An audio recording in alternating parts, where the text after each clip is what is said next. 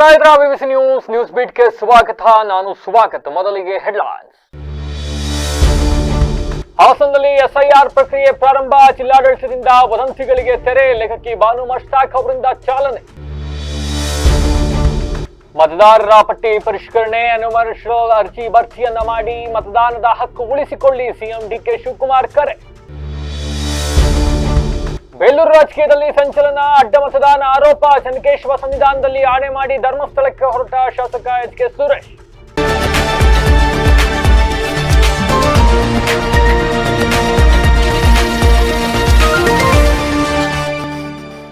ವಾರ್ತೆಗಳ ವಿವರ. ಮಾಧ್ಯಮಗಳಲ್ಲಿ ಮತ್ತೆ ಸಾರ್ವಜನಿಕ ವಲಯಗಳಲ್ಲಿ ಎಸ್ಐಆರ್ ಪ್ರಕ್ರಿಯೆ ಹಾಗೂ ದಾಖಲಾತಿ ಪ್ರಕ್ರಿಯೆಗಳ ಬಗ್ಗೆ ಹರಿದಾಡ್ತಾ ಇರತಕ್ಕಂತ ಕೆಲವಷ್ಟು ಮಾಹಿತಿಗಳಿಂದ ನಾಗರಿಕರಲ್ಲಿ ಉಂಟಾಗಿರ್ತಕ್ಕಂಥ ಗೊಂದಲ ಮತ್ತೆ ಆತಂಕಕ್ಕೆ ಜಿಲ್ಲಾಧಿಕಾರಿ ಕೆಎಸ್ ಲತಾ ಕುಮಾರಿ ನೇತೃತ್ವದ ತಂಡ ಇವತ್ತು ತೆರೆ ಎಳೆದಿರ್ತಕ್ಕಂಥದ್ದು. ಈ ಮೂಲಕ ಹಾಸನದಲ್ಲಿ ಈ ಪ್ರಕ್ರಿಯೆಗೆ ಒಂದು ಚಾಲನೆಯನ್ನು ನೀಡಲಾಗಿದೆ. ಜಿಲ್ಲಾಡಳಿತದ ವತಿಯಿಂದ ನಡೆಯುತ್ತಿರುವ ಎಸ್ಐಆರ್ ಪ್ರಕ್ರಿಯೆಯ ಬಗ್ಗೆ ಸಾರ್ವಜನಿಕರಲ್ಲಿ ಉಂಟಾಗಿದ್ದ ಗೊಂದಲ ಮತ್ತು ಆತಂಕವನ್ನು ನಿವಾರಿಸುವ ನಿಟ್ಟಿನಲ್ಲಿ ಜಿಲ್ಲಾಧಿಕಾರಿ ಲತಾ ಕುಮಾರಿ ನೇತೃತ್ವದ ತಂಡ ಇಂದು ಗಮನಾರ್ಹ ಕಾರ್ಯಕ್ರಮವನ್ನು ನಡೆಸಿದೆ. ಪ್ರಖ್ಯಾತ ಬೋಕರ್ ಪ್ರಶಸ್ತಿ ವಿಜೇತ ಲೇಖಕಿ ಬಾನು ಮುಷ್ತಾಕ್ ಅವರ ಮನೆಗೆ ಇಂದು ಜಿಲ್ಲಾಧಿಕಾರಿ ನೇತೃತ್ವದ ಅಧಿಕಾರಿಗಳ ತಂಡ ಭೇಟಿ ನೀಡಿದ್ದು, ಈ ವೇಳೆ ಸ್ವತಃ ಬಾನು ಮುಷ್ತಾಕ್ ಅವರು ಎಸ್ಐಆರ್ ಪ್ರಕ್ರಿಯೆಯ ಫಾರಂ ಅನ್ನು ಭರ್ತಿ ಮಾಡುವ ಮೂಲಕ ಪ್ರಕ್ರಿಯೆಗೆ ಸಹಕರಿಸಿದರು. ಬಳಿಕ ಮಾಧ್ಯಮಗಳೊಂದಿಗೆ ಮಾತನಾಡಿದ ಅವರು, ಈ ಪ್ರಕ್ರಿಯೆಯು ಅತ್ಯಂತ ಸರಳವಾಗಿದ್ದು ಯಾವುದೇ ಆತಂಕ ಪಡುವ ಅಗತ್ಯವಿಲ್ಲ ಎಂದು ಜನರಿಗೆ ಧೈರ್ಯ ತುಂಬಿದರು. ಜಿಲ್ಲಾಡಳಿತದ ವತಿಯಿಂದ ಬಿಎಲ್ಒ ಮಟ್ಟದ ಅಧಿಕಾರಿಗಳು ಸಾರ್ವಜನಿಕರಿಗೆ ಈ ಪ್ರಕ್ರಿಯೆಯನ್ನ ಕುರಿತು ಸಂಪೂರ್ಣ ಮಾರ್ಗದರ್ಶನ ನೀಡುತ್ತಾ ಇದ್ದಾರೆ. ಪಾಸ್ಪೋರ್ಟ್ನಂತಹ ಕಠಿಣ ದಾಖಲೆಗಳನ್ನು ಹುಡುಕುವ ತರಾತುರಿ ಅಗತ್ಯವಿಲ್ಲ. ಸಾರ್ವಜನಿಕರು ತಮ್ಮ ನಿತ್ಯ ಬಳಕೆಯ ಗುರುತಿನ ಚೀಟಿಗಳನ್ನು ಸಲ್ಲಿಸಿ ಸ್ವಯಂ ಹಸ್ತಾಕ್ಷರದೊಂದಿಗೆ ಪ್ರಕ್ರಿಯೆಯನ್ನು ಸುಲಭವಾಗಿ ಪೂರ್ಣಗೊಳಿಸಬಹುದು. ನಾಗರಿಕರು ಯಾವುದೇ ವದಂತಿಗಳಿಗೆ ಕಿವಿಗೊಡದೆ ಭಯಭೀತರಾಗುವ ಅಗತ್ಯವಿಲ್ಲ. ದಾಖಲೆಗಳನ್ನು ವ್ಯವಸ್ಥಿತವಾಗಿ ಇಟ್ಟುಕೊಂಡರೆ ಯಾವುದೇ ತೊಂದರೆ ಇಲ್ಲದ ಈ ಪ್ರಕ್ರಿಯೆ ನಡೆಯುತ್ತದೆ ಎಂದು ತಿಳಿಸಿದ್ದಾರೆ. ಈ ವೇಳೆ ಜಿಲ್ಲಾಧಿಕಾರಿ ಕೆಎಸ್ ಲತಾ ಕುಮಾರಿ ಹಾಗೂ ಬಿಎಲ್ಒ ತಂಡ ಸೇರಿದಂತೆ ಇತರರು ಹಾಜರಿದ್ದರು. ಇದ್ದಂಥ ಪರ ವಿರೋಧ ಚರ್ಚೆಗಳು, ಮಾಧ್ಯಮದಲ್ಲಿ ಬರ್ತಿದ್ದ ವಿಶ್ಲೇಷಣೆಗಳು, ಇದೆಲ್ಲವನ್ನು ನೋಡಿ ನನಗೆ ಗಾಬರಿನೇ ಆಗಿತ್ತು. ಇದನ್ನು ಹೇಗೆ ಎದುರಿಸೋದು, ಯಾವ ಡಾಕ್ಯುಮೆಂಟ್ಸ್ ಕಲೆಕ್ಟ್ ಮಾಡೋದು, ನನ್ನ ಪೂರ್ವಜರ ದಾಖಲಾತಿಗಳನ್ನು ಹೇಗೆ ಕಲೆಕ್ಟ್ ಮಾಡೋದು ಅನ್ನೋದು ನನಗೆ ಭಾಳ ಗಾಬರಿ ಅಂತ ಅನ್ನಿಸ್ತು. ನನಗೆ ಹೀಗಾದಾಗ ಮತ್ತೆ ಉಳಿದಂತೆ ಸ್ವಲ್ಪ ದಾಖಲಾತಿಗಳನ್ನು ಶೇಖರಿಸಿ ಇರ್ಬೋದು, ಆದರೆ ಶೇಖರಿಸಿ ಇಡದಂತಹ ಜನರಿಗೆ ಎಷ್ಟು ಸಮಸ್ಯೆ ಆಗ್ಬೋದು ಅಂತ ಹೇಳಿಬಿಟ್ಟು ನನಗೆ ಅದು ಕೂಡ ಒಂಥರ ದಿಗಿಲಾಗ್ತಾಯಿತ್ತು. ಆದರೆ ಇವತ್ತು ಏನು ನಮ್ಮ ಹಾಸನ ಜಿಲ್ಲಾಧಿಕಾರಿ ಶ್ರೀಮತಿ ಲತಾ ಕುಮಾರಿ ಅವರ ಒಂದು ನೇತೃತ್ವದಲ್ಲಿ ಒಂದು ಅಧಿಕಾರಿಗಳ ತಂಡ ಬಂದರು. ನನಗೆ ಬಿಎಲ್ಒ ಮಟ್ಟದ ಅಧಿಕಾರಿಗಳು ಇದರಲ್ಲಿ ಎಲ್ಲ ರೀತಿಯಲ್ಲೂ ಸಾರ್ವಜನಿಕರಿಗೆ ನೆರವು ನೀಡ್ತಾರೆ ಅಂತ ಹೇಳಿದರು. ಅದೇ ರೀತಿಯಲ್ಲಿ ಸಂತೋಷ್, ನನಗೆ ಬಿಎಲ್ಒ ಅವರು ಕೂಡ ಶ್ರೀಮತಿ ಲತಾ ಕುಮಾರಿ ಜಿಲ್ಲಾಧಿಕಾರಿಯವರ ಆದೇಶದ ಮೇರೆಗೆ ಇಂದಿನಿಂದ ರಾಜ್ಯದಲ್ಲಿ ವಿಶೇಷ ಮತದಾರರ ಪಟ್ಟಿ ಪರಿಷ್ಕರಣೆ ಪ್ರಕ್ರಿಯೆ ಆರಂಭವಾಗಿದ್ದು, ಪ್ರತಿಯೊಬ್ಬ ಮತದಾರರು ಕೂಡ ಬಿಎಲ್ಒಗಳು ನೀಡುವ ಎನ್ಯುಮರೇಷನ್ ಅರ್ಜಿಯನ್ನ ತುಂಬಿ ಮತದಾನದ ಹಕ್ಕನ್ನ ಉಳಿಸಿಕೊಳ್ಳಿ ಅಂತ ಸಿಎಂ ಡಿಕೆ ಶಿವಕುಮಾರ್ ಕರೆಯನ್ನ ನೀಡುತ್ತಾರೆ. ವಿಧಾನಸೌಧದಲ್ಲಿ ಮಾಧ್ಯಮಗೋಷ್ಠಿ ನಡೆಸಿ ಶಿವಕುಮಾರ್ ಅವರು ಮಾತನಾಡಿದರು. ರಾಜ್ಯದ ಎಲ್ಲ ಮತದಾರರು ತಮ್ಮ ಮತದಾನದ ಹಕ್ಕನ್ನು ಉಳಿಸಿಕೊಳ್ಳಲು ನೋಂದಣಿ ಮಾಡಿಕೊಳ್ಳಬೇಕು. ಜೂನ್ 30ರಿಂದ ಜುಲೈ 29ರವರೆಗೆ ಚುನಾವಣಾ ಆಯೋಗದಿಂದ ನೇಮಕಗೊಂಡಿರುವ ಬಿಎಲ್ಒಗಳು ನಿಮ್ಮ ಮನೆಗಳಿಗೆ ಬಂದು ಅರ್ಜಿ ನೀಡಲಿದ್ದಾರೆ. 30 ದಿನಗಳ ಅವಧಿಯಲ್ಲಿ ಕಡ್ಡಾಯವಾಗಿ ಈ ಎನ್ಯುಮರೇಷನ್ ಅರ್ಜಿ ತುಂಬಿ ಅಗತ್ಯ ದಾಖಲೆಗಳು ಹಾಗೂ ಹೊಸ ಫೋಟೋಗಳೊಂದಿಗೆ ಸಲ್ಲಿಕೆ ಮಾಡಬೇಕು. ಇದು ಮತದಾರರ ಕರ್ತವ್ಯವಾಗಿದೆ. ಈ ಅರ್ಜಿ ಸಲ್ಲಿಕೆ ಮಾಡದಿದ್ದರೆ ಮತದಾನದ ಹಕ್ಕು ಕಳೆದುಕೊಳ್ಳುತ್ತೀರಿ. ಆಗಸ್ಟ್ 5ರಂದು ಕರಡು ಮತಪಟ್ಟಿ ಪ್ರಕಟಿಸಲಾಗುವುದು. ಬಿಎಲ್ಒಗಳು 3 ಬಾರಿ ನಿಮ್ಮ ಮನೆಗೆ ಬಂದು ಅರ್ಜಿ ನೀಡುತ್ತಾರೆ. ನೀವು ಅರ್ಜಿ ಸ್ವೀಕರಿಸಿ ಸಲ್ಲಿಸದಿದ್ದರೆ ಹಕ್ಕು ಕಳೆದುಕೊಳ್ಳುತ್ತೀರಿ ಎಂದು ಎಚ್ಚರಿಸಿದರು. ಸರ್ಕಾರ ಈಗಾಗಲೇ 5.50 ಕೋಟಿ ಜನರಿಗೆ ಈಗಾಗಲೇ ಜಾತಿ ಪ್ರಮಾಣ ಪತ್ರ ಅಧಿಕೃತವಾಗಿ ನೀಡಿರುವ ದಾಖಲೆ ನಮ್ಮ ಬಳಿ ಇದೆ ಎಂದು ವಿವರಿಸಿದರು. ನಡೀತದೆ ಪ್ರತಿದಿನ ಬಿಎಲ್ಎಗಳು ಯಾರೋ ಚುನಾವಣಾ ಆಯೋಗ ನೇಮಕ ಮಾಡಿರ್ತಾರೆ, ಅವರು 30ರಿಂದ 50 ಮನೆಯಾರು ಕೂಡ ಕನಿಷ್ಠ ಭೇಟಿ ಕೊಟ್ಟು ಒಂದು ಪ್ರಿಂಟೆಡ್ ಫಾರಂ, ಈಗ ಹಾಲಿ ಮತದಾರರ ಪಟ್ಟಿಯಲ್ಲಿ ಏನು ಫೋಟೋ ಇದೆ, ಆ ಹೆಸರುಗಳಿದೆ, ಅದನ್ನು ಸೇರಿಸಿ ಬಿಎಲ್ಎಗಳು ಹಂಚುವಂಥ ಜವಾಬ್ದಾರಿಯನ್ನು ಚುನಾವಣಾ ಆಯೋಗ ಮಾಡಿಕೊಟ್ಟಿದೆ. ಎಲ್ಲ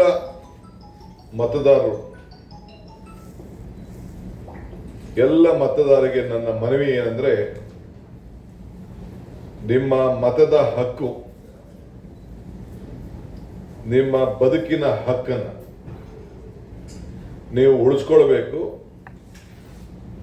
ಕರ್ನಾಟಕ ಸರ್ಕಾರ ಇದನ್ನ ಉಳಿಸ್ಕೊಳ್ಳಿಕ್ಕೆ ಎಲ್ಲ ತರದ ಸಹಾಯವನ್ನು ಮಾಡಲಿಕ್ಕೆ ಬದ್ಧತೆಯನ್ನ ಇಟ್ಕೊಂಡಿದೆ ಅನ್ನೋ ಮಾತನ್ನ ಹೇಳಲಿಕ್ಕೆ ನನಗೆ ಬಹಳ ಸಂತೋಷ ಆಗ್ತಾ ಇದೆ. Right to vote, right to leave. So ಎಲ್ಲರೂ ಕೂಡ ಈ ಮತ ಉಳಿಸ್ಕೊಳ್ಳೇಬೇಕು. ಉಳಿಸ್ಕೊಳ್ಳಿಲ್ಲ ಅಂದ್ರೆ ಅಡ್ಡ ಮತದಾನ ಮಾಡಿದ್ದಾರೆ ಎಂಬ ಆರೋಪದ ಹಿನ್ನೆಲೆ ಶಾಸಕ ಎಚ್ ಕೆ ಸುರೇಶ್ ಅವರು ಇವತ್ತು ಬೇಲೂರು ಪಟ್ಟಣದ ಚೆನ್ನಕೇಶವ ಸ್ವಾಮಿ ದೇವಾಲಯಕ್ಕೆ ಬರಿಗಾಲಲ್ಲೇ ತೆರಳಿ ವಿಶೇಷ ಪೂಜೆಯನ್ನು ಸಲ್ಲಿಸಿ ದೇವರ ಸನ್ನಿಧಾನದಲ್ಲಿ ಇರತಕ್ಕಂತ ಬಲಿಗಲ್ಲು ಅದನ್ನ ಮುಟ್ಟಿ ಪ್ರಮಾಣ ಮಾಡುವ ಮೂಲಕ ಆರೋಪಗಳಿಗೆ ತೆರೆಯನ್ನ ಎಳೆದಿದ್ದಾರೆ. ದೇವಾಲಯದ ಬಲಿಪೀಠದ ಬಳಿ ಶ್ರೀ ಚೆನ್ನಕೇಶವ ಸ್ವಾಮಿ ತಮ್ಮ ತಾಯಿ ಹಾಗೂ ಬೇಲೂರು ತಾಲೂಕಿನ ಮತದಾರರನ್ನ ಸಾಕ್ಷಿಯಾಗಿಟ್ಟುಕೊಂಡು ತಾವು ಯಾವುದೇ ರೀತಿಯ ಪಕ್ಷದ್ರೋಹ ಮಾಡಿಲ್ಲ ಹಾಗೂ ಪಕ್ಷದ ವರಿಷ್ಠರ ಸೂಚನೆಯಂತೆ ಮತದಾನ ಮಾಡಿದ್ದೇನೆ ಎಂದು ಶಾಸಕ ಸುರೇಶ್ ಘೋಷಿಸಿದರು. ನನ್ನ ವಿರುದ್ಧ ಮಾಡಲಾಗಿರುವ ಅಡ್ಡ ಮತದಾನದ ಆರೋಪದಲ್ಲಿ ಯಾವುದೇ ಸತ್ಯಾಂಶವಿಲ್ಲ. ನಾನು ಪಕ್ಷದ ನಿರ್ದೇಶನದಂತೆ ಮತ ಚಲಾಯಿಸಿದ್ದೇನೆ. ಸುಳ್ಳು ಆರೋಪಗಳಿಂದ ಜನರನ್ನ ದಾರಿ ತಪ್ಪಿಸುವ ಪ್ರಯತ್ನ ನಡೀತಾ ಇದೆ. ನಮ್ಮ ಕಾರ್ಯಕರ್ತರ ಜೊತೆ ಸೇರಿ ಸಾವಿರಾರು ಬೆಂಬಲಿಗರೊಂದಿಗೆ ಧರ್ಮಸ್ಥಳಕ್ಕೆ ತೆರಳಿ ಅಲ್ಲಿಯೂ ಅಣ್ಣಪ್ಪ ಸ್ವಾಮಿ ಹಾಗೂ ಶ್ರೀ ಮಂಜುನಾಥ ಸ್ವಾಮಿ ದೇವರ ಸನ್ನಿಧಿಯಲ್ಲಿ ಪ್ರಮಾಣ ಮಾಡುವುದಾಗಿ ಅವರು ಘೋಷಿಸಿದರು. ಶಾಸಕರೊಂದಿಗೆ ಸಾವಿರಾರು ಬೆಂಬಲಿಗರು ದೇವಾಲಯಕ್ಕೆ ಆಗಮಿಸಿದ್ದು ಈ ಬೆಳವಣಿಗೆ ಬೇಲೂರು ರಾಜಕೀಯದಲ್ಲಿ ಹೊಸ ಸಂಚಲನಕ್ಕೆ ಕಾರಣವಾಯಿತು. ವಿಧಾನ ಪರಿಷತ್ತಿನ ಚುನಾವಣೆಯ ಸಂದರ್ಭದಲ್ಲಿ ಅಡ್ಡ ಮತದಾನವನ್ನು ಮಾಡಿದರೆ ಒಂದು ಸುಳ್ಳು ಸುದ್ದಿಯನ್ನು ಸೃಷ್ಟಿಯ ಕಾರಣ ಇವತ್ತು ವಿಶ್ವವಿಖ್ಯಾತ ಆಗಿರ್ತಕ್ಕಂಥ ಚೆನ್ನಕೇಶವ ಸ್ವಾಮಿಯ ದರ್ಶನವನ್ನು ಮಾಡಿ ಸೌಮ್ಯ ನಾಯಕಿ ನಮ್ಮ ಬಲಿಸಾಕ್ಷಿ ಆ ಬಲಿಗಲ್ಲಿನ ಮೇಲೆ ನಿಷ್ಠೆಯಿಂದ ಪ್ರಾಮಾಣಿಕತೆಯಿಂದ ನಾನು ಅಡ್ಡ ಮತದಾನವನ್ನು ಮಾಡಿಲ್ಲ, ಪಕ್ಷದ್ರೋಹವನ್ನು ಮಾಡಿಲ್ಲ ಅಂತಕ್ಕಂಥ ಪ್ರಮಾಣವನ್ನು ನಮ್ಮೆಲ್ಲ ಸಮಸ್ತ ಮುಖಂಡರ ಜೊತೆಯಲ್ಲಿ ಮಾಡಿ ಇಲ್ಲಿಂದ ಧರ್ಮಸ್ಥಳಕ್ಕೆ ತೆರಳುತ್ತಾ ಇದ್ದೀವಿ. ಧರ್ಮಸ್ಥಳದಲ್ಲಿ ಈಗ ನೇತ್ರಾವತಿಯ ನದಿ ಹತ್ರ ಹೋಗಿ ಅಲ್ಲಿ ಕೈಕಾಲನ್ನು ತೊಳ್ಕೊಂಡು ಅಣ್ಣಪ್ಪ ಸ್ವಾಮಿ ಬೆಟ್ಟವನ್ನು ಹತ್ತಿ ಇಳಿದು ಈಡುಗಾಯನ್ನು ಹಾಕಿ ಅಲ್ಲಿಂದ ಧರ್ಮಸ್ಥಳದ ಮಂಜುನಾಥ ಸ್ವಾಮಿಯ ದರ್ಶನವನ್ನು ಮಾಡಿ ಹೆಗಡೆಜಿ ಅವರ ದರ್ಶನವನ್ನು ಮಾಡಿ ಪತ್ರಿಕಾಗೋಷ್ಠಿಯನ್ನು ಮಾಡಿ ಅಲ್ಲಿ ಪ್ರಸಾದವನ್ನು ಸ್ವೀಕಾರ ಮಾಡಿ ನಾವು ಮತ್ತೆ ನಮ್ಮ ಸ್ಥಳಕ್ಕೆ ಬರ್ತೀವಿ ಅಂತಕ್ಕಂಥದ್ದನ್ನು ತಮಗೆ ಮಾಹಿತಿಯನ್ನು ಕೊಡ್ತಾ ಇದ್ದೀವಿ. ಬಿಎಂ ರಸ್ತೆಯಲ್ಲಿರುವ ನಂದಿನಿ ಡೈರಿ ಎದುರು ಇಂದು ಬೆಳಗಿನ ಜಾವ ಅಪರಿಚಿತ ವಾಹನ ವಿದ್ಯುತ್ ಕಂಬಕ್ಕೆ ಡಿಕ್ಕಿ ಹೊಡೆದ ಪರಿಣಾಮ ಕಂಬ ಬೀಳುವ ಸ್ಥಿತಿಗೆ ತಲುಪಿದ್ದು ಯಾವುದೇ ಪ್ರಾಣಾಪಾಯ ಸಂಭವಿಸಿಲ್ಲ. ಅಪಘಾತ ಸಂಭವಿಸಿ ಹಲವು ಗಂಟೆಗಳು ಕಳೆದರೂ ವಿದ್ಯುತ್ ಇಲಾಖೆ ಹಾನಿಗೊಳಗಾದ ಕಂಬವನ್ನು ಇನ್ನೂ ದುರಸ್ತಿ ಮಾಡಿಲ್ಲ. ಇದರಿಂದ ಸಾರ್ವಜನಿಕರಲ್ಲಿ ಆತಂಕ ಮನೆ ಮಾಡಿದ್ದು ಯಾವುದೇ ಕ್ಷಣದಲ್ಲಿ ಕಂಬ ಬೀಳುವ ಸಾಧ್ಯತೆ ಇರುವುದರಿಂದ ಅಪಾಯ ಎದುರಾಗುವ ಭೀತಿ ಉಂಟಾಗಿದೆ. ಸಂಬಂಧಪಟ್ಟ ಅಧಿಕಾರಿಗಳು ತಕ್ಷಣ ಸ್ಥಳಕ್ಕೆ ಭೇಟಿ ನೀಡಿ ವಿದ್ಯುತ್ ಕಂಬವನ್ನು ದುರಸ್ತಿ ಮಾಡಿ ಸಾರ್ವಜನಿಕರ ಸುರಕ್ಷತೆಗೆ ಕ್ರಮ ಕೈಗೊಳ್ಳಬೇಕೆಂದು ಸ್ಥಳೀಯರು ಒತ್ತಾಯಿಸಿದ್ದಾರೆ. ಸಕಲೇಶಪುರ ಪಟ್ಟಣದ ಕೇಂದ್ರ ಭಾಗದಲ್ಲಿ ನಿರ್ಮಿಸಲು ಉದ್ದೇಶಿಸಿರತಕ್ಕಂಥ ಫುಡ್ ಕೋರ್ಟ್ ಕುರಿತು ಚರ್ಚೆ ನಡೀತಾ ಇರತಕ್ಕಂಥ ಬೆನ್ನಲ್ಲೇ ಇದೀಗ ಸಾಮಾಜಿಕ ಹೋರಾಟಗಾರ ಔರೇಕಾಡ್ ಪೃಥ್ವಿ ಅವರು ಜನಪ್ರತಿನಿಧಿಗಳು ಹಾಗೂ ಸಂಬಂಧಪಟ್ಟ ಅಧಿಕಾರಿಗಳಿಗೆ ಮನವಿಯನ್ನು ಸಲ್ಲಿಸಿ ಜನರ ಸುರಕ್ಷತೆಯನ್ನ ಮೊದಲ ಆದ್ಯತೆಯಾಗಿ ಪರಿಗಣಿಸುವಂತೆ ಆಗ್ರಹಿಸಿದ್ದಾರೆ. ಈ ಕುರಿತು ಮಾತನಾಡಿದ ಅವರು, ಪ್ರತಿಷ್ಠೆಗಾಗಿ ಸಕಲೇಶಪುರದ ಫುಡ್ ಕೋರ್ಟ್ ಅಮಾಯಕರ ಡೆತ್ ಕೋರ್ಟ್ ಆಗಬಾರದು ಎಂದು ಆತಂಕ ವ್ಯಕ್ತಪಡಿಸಿದರು. ಪಟ್ಟಣದ ಪ್ರಮುಖ ರಸ್ತೆಯಲ್ಲಿ ಈಗಾಗಲೇ ವಾಹನ ದಟ್ಟಣೆ ಹೆಚ್ಚಿದ್ದು ದಿನನಿತ್ಯ ಸಾವಿರಾರು ವಾಹನಗಳು ಸಂಚರಿಸುತ್ತವೆ. ಇಂತಹ ಪ್ರದೇಶದಲ್ಲೇ ಫುಡ್ ಕೋರ್ಟ್ ನಿರ್ಮಿಸಿದರೆ ಜನಸಂದಣಿ ಹೆಚ್ಚಾಗಿ ವಾಹನ ನಿಲುಗಡೆ ಸಮಸ್ಯೆ, ಟ್ರಾಫಿಕ್ ಜಾಮ್ ಹಾಗೂ ರಸ್ತೆ ಅಪಘಾತಗಳ ಸಾಧ್ಯತೆ ಹೆಚ್ಚಾಗಬಹುದು ಎಂದು ಅಭಿಪ್ರಾಯಪಟ್ಟರು. ಫುಡ್ ಕೋರ್ಟ್ಗೆ ಬರುವವರಿಗೆ ಸಮರ್ಪಕ ಪಾರ್ಕಿಂಗ್ ವ್ಯವಸ್ಥೆ, ಕುಳಿತು ಆಹಾರ ಸೇವಿಸುವ ಸ್ಥಳ ಹಾಗೂ ಸುಗಮ ಸಂಚಾರಕ್ಕೆ ಅಗತ್ಯ ಮೂಲಸೌಕರ್ಯಗಳ ಕೊರತೆ ಇರುವ ಹಿನ್ನೆಲೆಯಲ್ಲಿ ಪ್ರಸ್ತಾವಿತ ಸ್ಥಳವನ್ನು ಮರುಪರಿಶೀಲಿಸಬೇಕು. ಅಭಿವೃದ್ಧಿ ಅಗತ್ಯವೇ ಸರಿ, ಆದರೆ ಅದು ಸಾರ್ವಜನಿಕರ ಸುರಕ್ಷತೆಗೆ ಧಕ್ಕೆ ತರುವಂತಿರಬಾರದು ಎಂದು ಮನವಿ ಮಾಡಿದ್ದಾರೆ. ಹಲವಾರು ಬ್ಯಾಂಕ್ಗಳಿದ್ದಾವೆ. ಈ ಬ್ಯಾಂಕ್ನ ಮುಂಭಾಗದಲ್ಲಿ ಅಂದರೆ SBI ಮುಂಭಾಗದಲ್ಲಿ ಫುಡ್ ಕೋರ್ಟ್ ಮಾಡಬೇಕು ಅಂತ ಹೊರಟಿದ್ದಾರೆ. ಇದು ಫುಡ್ ಕೋರ್ಟ್ ಆಗೋದಿಲ್ಲ, ಇದು ಡೆತ್ ಕೋರ್ಟ್ ಆಗೋದಂತೂ ಗ್ಯಾರಂಟಿ. ಯಾಕೆಂದರೆ ನೋಡಿ, ಅಲ್ಲಿ ಎದುರುಗಡೆಯಿಂದ ಈ ನಗರ ಹೃದಯ ಭಾಗಕ್ಕೆ ಬರುವಂತಹ ಜಾಗ ಅಲ್ಲಿ ವಿಶಾಲವಾಗಿದೆ. ಬರ್ತಾ ಬರ್ತಾ ಈ ಜಾಗ ಬಾಟಲ್ ನೆಕ್ ಥರ ನಗರವನ್ನು ಪ್ರವೇಶ ಮಾಡುತ್ತೆ. ಅಂದರೆ ಇಲ್ಲಿ ಜಾಗ ಜಾಸ್ತಿ ಇಲ್ಲ. ನಿಜವಾಗ್ಲೂ ನಗರದಲ್ಲಿ ಓಡಾಡುವಂತಹ ಪ್ರಯಾಣಿಕರಿಗೆ ಯಾವುದೇ ಒಂದು ಫುಟ್ಪಾತ್ ಇಲ್ಲ. ಇವತ್ತು ಭಾನುವಾರ ವಾಹನಗಳ ದಟ್ಟಣೆ ಆದರೂ ಎಷ್ಟಿದೆ, ಬೈಪಾಸ್ ಇದ್ದರೂ ಸಹ, ರಜಾ ದಿನ ಆದರೂ ಸಹ ನೋಡಿ ವಾಹನಗಳ ದಟ್ಟಣೆ ಇಷ್ಟಿದೆ. ಇಲ್ಲಿ ಏನು ಫುಡ್ ಕೋರ್ಟ್ ಮಾಡಬೇಕು ಅಂತ ಹೊರಟಿದ್ದಾರೆ. ಇದು 10 ಅಡಿ ಅಗಲ ಇದೆ. ಬಹುಶಃ ಮುಂದೆ ಒಂದು 10 ಅಡಿ ಉದ್ದ ತಗೊಂಡ್ರು. ಅದ್ರ ಮುಂದ್ಗಡೆ ಒಂದು 8ರಿಂದ 10 ಅಡಿ ಶೀಟ್ ಹಾಕ್ಕೊಳ್ತಾರೆ. ಆನಂತರ ಜನರು ನಿಲ್ಲಕ್ಕೆ ಒಂದು 8ರಿಂದ 10 ಅಡಿ ಜಾಗ ಬೇಕಾಗ್ತದೆ. ಆಗ ಇಲ್ಲಿ ಮೊದಲೇ ವಾಹನ ದಟ್ಟಣೆಯಿಂದ ಕೂಡಿದೆ. ಇಲ್ಲಿ ಟ್ರಾಫಿಕ್ ಸಮಸ್ಯೆ ತುಂಬ ಉಂಟಾಗ್ತದೆ. ಇಲ್ಲಿ ಒಂದು ಸಾವಿಗೆ ಆಹ್ವಾನವನ್ನು ಆಡಳಿತದವರೇ ಒಂದು ಇನ್ವೈಟ್ ಮಾಡಿದ ರೀತಿಯಲ್ಲಿ ಆಗ್ತದೆ. ಈ ಫುಡ್ ಕೋರ್ಟ್ ಬಗ್ಗೆ ವಿರೋಧ ಮಾಡಿದಾಗ ಇದು ಬೀದಿ ಬದಿ ವ್ಯಾಪಾರಿಗಳಿಗೆ ಅನ್ಯಾಯ ಆಗ್ತಾ ಇದೆ ಅನ್ನೋ ರೀತಿಯಲ್ಲಿ ಬಿಂಬಿಸಲಾಗ್ತಾ ಇದೆ. ಆದರೆ ಈ ಮುಂಚೆ ಇಲ್ಲಿ ಯಾರೂ ಬೀದಿ ಬದಿ ವ್ಯಾಪಾರಿಗಳು ಇರಲಿಲ್ಲ. ಇಲ್ಲಿ ವಾಹನಗಳ ನಿಲ್ದಾಣ ಇತ್ತು. ಅಂದರೆ ಸಕಲೇಶ್ಪುರ ನಗರಕ್ಕೆ ಬರುವಂತಹ ರೈತರು ಈ ಭಾಗದಲ್ಲಿ ವಾಹನವನ್ನು ನಿಲ್ಲಿಸ್ತಾಯಿದ್ರು. ಇಲ್ಲಿಂದ ಈ ಜಾಗದಲ್ಲಿ ಈಗಾಗಲೇ ಸಕಲೇಶ್ಪುರ ಹಳೆ ಬಸ್ ನಿಲ್ದಾಣದ ಜಾಗವನ್ನು ಏನು ತೆರವು ಮಾಡಿದ್ದಾರೆ, ಅದರ ಪಕ್ಕ ತಹಶೀಲ್ದಾರ್ ಆಫೀಸ್ ಏನಿದೆ ಅದನ್ನು ತೆರವು ಮಾಡಿದ್ದಾರೆ. ಆ ಜಾಗದಲ್ಲಿ ಹಿಂದೆ ವಾಹನಗಳನ್ನ ನಿಲ್ಲಿಸಲಿಕ್ಕೆ ಅವಕಾಶ ಇತ್ತು. ಈಗ ಅಲ್ಲಿ ವ್ಯಾಪಾರಿಗಳು 50% ಅದನ್ನು ಅಂದರೆ ಅಲ್ಲಿ ಅವರ ಅಂಗಡಿಗಳನ್ನು ಹಾಕ್ಕೊಂಡಿದ್ದಾರೆ. ಈಗ ಅಲ್ಲಿ ವಾಹನಗಳನ್ನು ನಿಲ್ಲಿಸಲಿಕ್ಕೆ ತುಂಬ ಅತ್ಯುತ್ತಮ ಯೋಗ ತರಬೇತಿ ಶಿಕ್ಷಕಿ ಎಂಬ ಪ್ರಶಸ್ತಿಯನ್ನ ಚನ್ನರಾಯಪಟ್ಟಣದ ಯೋಗ ಶಿಕ್ಷಕಿ ರೇಖಾ ರಾಣಿ ಅವರಿಗೆ ನೀಡಿ ಗೌರವಿಸಲಾಯಿತು. ತಮಿಳುನಾಡಿನಲ್ಲಿ ನಡೆದ ರಾಷ್ಟ್ರಮಟ್ಟದ ಯೋಗ ಕಾರ್ಯಕ್ರಮದಲ್ಲಿ ಚನ್ನರಾಯಪಟ್ಟಣದ ರೇಖಾ ರಾಣಿ ಎಸ್ಆರ್ ಅವರು ಭಾಗಿಯಾಗಿದ್ದರು. ಇದೇ ವೇಳೆ ಮಾತನಾಡಿದ ಅವರು, ನನ್ನ ಯೋಗ ಸೇವಾ ಪಯಣದಲ್ಲಿ ಸದಾ ಬೆಂಬಲವಾಗಿ ನಿಂತಿರುವ ನ್ಯೂ ಅಲೈನ್ಸ್ ಕಾಮರ್ಸ್ ಕಾಲೇಜಿನ ಪ್ರಾಂಶುಪಾಲರಿಗೆ ನನ್ನ ಹೃತ್ಪೂರ್ವಕ ಧನ್ಯವಾದಗಳು. ಅವರು ನೀಡಿರುವ ಪ್ರೋತ್ಸಾಹ ಮತ್ತು ಸಹಕಾರ ನನ್ನ ಕಾರ್ಯಕ್ಕೆ ಮತ್ತಷ್ಟು ಶಕ್ತಿ ತುಂಬಿದೆ. ಹಾಗೆಯೇ ನನ್ನ ಪ್ರತಿಯೊಂದು ಹೆಜ್ಜೆಯಲ್ಲೂ ನನ್ನೊಂದಿಗೆ ನಿಂತಿರುವ ನನ್ನ ಕುಟುಂಬದವರು, ಸ್ನೇಹಿತರು, ವಿದ್ಯಾರ್ಥಿಗಳು, ಪೋಷಕರು ಮತ್ತು ನನ್ನ ಮೇಲೆ ನಂಬಿಕೆ ಇಟ್ಟಿರುವ ಪ್ರತಿಯೊಬ್ಬರಿಗೂ ನಾನು ಹೃದಯಪೂರ್ವಕವಾಗಿ ಕೃತಜ್ಞಳಾಗಿದ್ದೇನೆ ಎಂದರು. அதுக்கு முன்னாடி நான் பல வருஷமா நான் எல்லாருக்கும் யோகா சொல்லி கொடுத்துட்டு இருக்கேன். மேடம் சொன்ன மாதிரி இலவசமா சொல்லி கொடுத்தா அது எதுக்கும் உதவாதுன்ற மாதிரி. ஆனா இப்போ அதுக்கு கரெக்டா சார் எல்லாரும் சொன்னாங்க, அதுக்கு ஒரு ஐடென்டிஃபிகேஷன் வேணும், ஒரு டிப்ளமோ, ஒரு சர்டிஃபிகேட் வேணும். அப்பதான் நம்மளை நம்புவாங்க ஏதோ சொல்லி கொடுக்குறாங்கன்ட்டு. அப்போ அதனால நான் வந்து டிப்ளமோ முடிச்சேன். அதுவும் இங்கே சென்னையில தான் முடிச்சேன் நான். அதுக்கப்புறம் இப்போ ஒரு அளவுக்கு ஒரு ஃபீஸ் அப்படின்ற மாதிரி வச்சு நான் சொல்லி கொடுத்துட்டு இருக்கேன். அப்புறம் இங்கே நிறைய பேர், நிறைய லெஜெண்டுங்க இருக்காங்க. நான் சமுத்திரத்துக்கு நடுவில் நிற்கிறேன்ற மாதிரி தான் இருக்கு. அந்த ஒரு துளியிலையும் ஒரு துளியை வெறும் நாக்கில் நக்கி பார்த்துருக்கோம், அவ்வளோதான். அதுக்கு இவ்வளோ பெரிய ஒரு பொறுப்பை நமக்கு கொடுத்துருக்காங்க. அது ரொம்ப பாரமா இருக்கு. அதை எப்படி எடுத்து செல்வோன்றது தெரியல. ஆனா உங்க எல்லாருடைய ஆசீர்வாதத்தாலையும் வழிகாட்டியாலையும் நான் வந்து நடத்துவேன்ற நம்பிக்கை இருக்கு.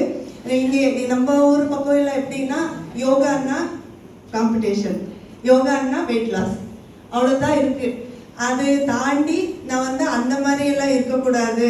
அது வந்து யோகான்னா ஒரு ஆரோக்கியம் அப்படின்ற மாதிரி தான் நான் நினைச்சிருக்கேன். அது அந்த மாதிரி தான் எடுத்துட்டு போகணும். ಕಲಬುರಗಿ ಜಿಲ್ಲೆಯಲ್ಲಿ ಮುಂಗಾರು ಮಳೆ ವಿಳಂಬವಾಗ್ತಾ ಇದ್ದು ರೈತರಲ್ಲಿ ಆತಂಕ ಮನೆ ಮಾಡಿದೆ. ಈ ಹಿನ್ನೆಲೆಯಲ್ಲಿ ರಾಜ್ಯದಲ್ಲಿ ಉತ್ತಮ ಮಳೆಯಾಗಿ ಬೆಳೆ ಸಮೃದ್ಧವಾಗಿ ಬೆಳೆಯಲಿ ಅಂತ ರಾಚೋಟಿ ವೀರಭದ್ರೇಶ್ವರ ದೇವಸ್ಥಾನದಲ್ಲಿ ವಿಶೇಷ ಪೂಜಾ ಕಾರ್ಯಕ್ರಮವನ್ನು ಹಮ್ಮಿಕೊಳ್ಳಲಾಗಿತ್ತು.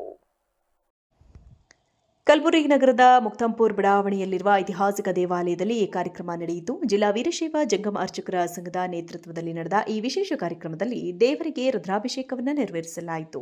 ಮಳೆಯಿಲ್ಲದೆ ಕಂಗಾಲಾಗಿರುವ ರೈತ ಸಮುದಾಯದ ಸಂಕಷ್ಟ ನಿವಾರಣೆಯಾಗಲಿ ಮತ್ತು ಈ ಬಾರಿ ಉತ್ತಮ ಮುಂಗಾರು ಮಳೆಯಾಗಿ ನಾಡಿನಾದ್ಯಂತ ಸಮೃದ್ಧಿ ಉಂಟಾಗಲಿ ಎಂದು ಅರ್ಚಕರು ದೇವರಲ್ಲಿ ವಿಶೇಷವಾಗಿ ಪ್ರಾರ್ಥಿಸಿದರು.